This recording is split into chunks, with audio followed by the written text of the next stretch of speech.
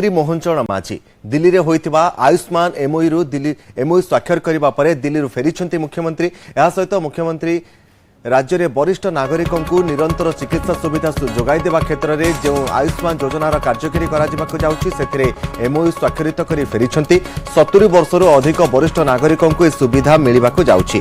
विशेष करिकी आयुष्मान भारत में सामिल होगाकू लोक मानकर जदि आमे देखिबा बयस 70 वर्षर जो मानकर अधिक रही चिकित्सा सुविधा जोगाई देवाई सरकार लक्ष्य रखिंट। आयुष्मान भारत में पुरुषों को 5 लाख और महिला को 10 लाख टंकार चिकित्सा सुविधा मिल ओडिशावासी को न्याय मिली। विगत दिन में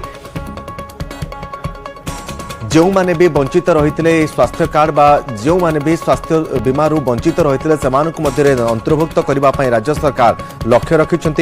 राज्य में वरिष्ठ नागरिकों को निरंतर चिकित्सा सुविधा जोगाई देवा क्षेत्र में आयुष्मान कार्ड विशेष भाव में सहायक होब। दिल्ली गस्त सारी मुख्यमंत्री मोहन चरण माझी फेरी काली दिल्ली में आयुष्मान स्वतंत्र एमओयू स्वाक्षरित होता। एमओयू स्वाक्षर करने पर दिल्ली फेरी मुख्यमंत्री। राज्य में वरिष्ठ नागरिकों को निरंतर चिकित्सा सुविधा जोगाई देवा राज्यर प्रत्येक महिला और पुरुषों को यह माध्यम निरंतर चिकित्सा सुविधा जोगाई दि जाय पारिबो। दिल्ली रे ओडिशा पाई दुईटी बड़ योजना कार्यकारी करा जायतिला।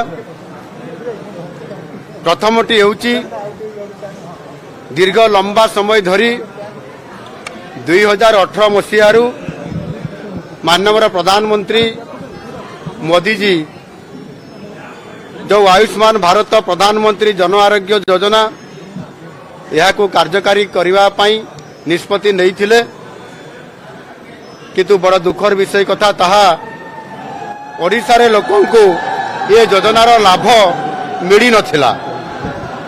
आज ओडिशार लोकों को न्याय मिलिला बोली मु निश्चित भाव में यह भावुछि।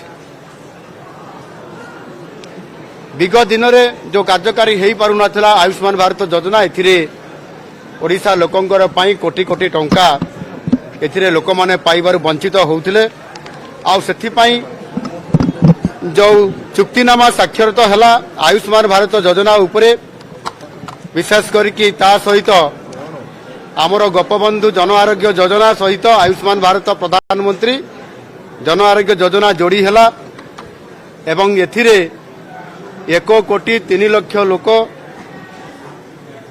चिकित्सा सुविधा पाइबे एवं विशेष करके पुरुष माने 5 लाख और महिला माने 10 लाख टंका पर्यंत चिकित्सा सुविधा पाइबे। एवं या सहित आउ गोटे आमको लाभ मिलवाई जाऊँगी ओडिशार वृद्ध लोक मानकर पाई जो माने 23 लाख रु अधिक 70 वर्षर ऊर्ध वरिष्ठ नागरिक अछंती तांकर चिकित्सा सुविधा सेमाने निरंतर भावरे सेमाने मध्य ये आयुष्मान भारत ओडिशा रे लागू होगा द्वारा लाभान्वित हो पारिबे। यह पूर्वर ओडिशा रे एवं विभिन्न स्थान रे 900 रु अधिक जगार एम्पानाल हॉस्पिटल रे चिकित्सा सुविधा पाउथुबा बेले एबे सारा देश रे 29,000 रु अधिक हॉस्पिटल रे ये चिकित्सा उपलब्धि समाने नहीं पारिबे। एवं ता सहित मध्य राज्य सरकार राज्यर पंचायत स्तर रे जो हेल्थ सब सेंटर गुड़िक अच्छी ता ठीक भाव में कार्यकारी हो पारु नाही। सेथिपाई आपंकर राज्य रे जो आमर पंचायत अच्छी सबु पंचायत रे गोटिए गोटिए करी प्रति पंचायत रे आयुष्मान आरोग्य मंदिर प्रतिष्ठा करा जिवो एवं प्रति पंचायत रे जो आरोग्य मंदिर प्रतिष्ठा करा जिवो सेथिरे याकू पूर्णांगता दिया जिवो।